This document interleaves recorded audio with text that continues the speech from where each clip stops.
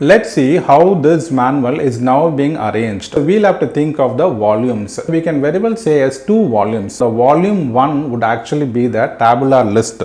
Though I have given here as 2, actually the volume 1 is a tabular list and the volume 2 is a alphabetical index. So when we talk about this alphabetical index, that is in 3 sections. You all know it is actually arranged in the form of index. We have the 3 sections called as table of neoplasm table is there, and second table for the drugs and chemicals, and thirdly it is an index to external causes.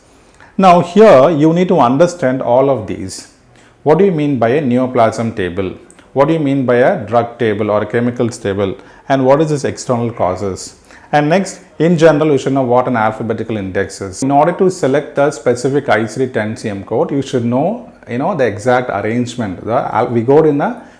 We actually go in the alphabetical order. Say if it is anemia, we will just have to go and see the alphabet A and then N. So everything goes with the alphabetic index. This is how you can easily select any type of code or any type of condition based on the alphabetical order of that particular disease.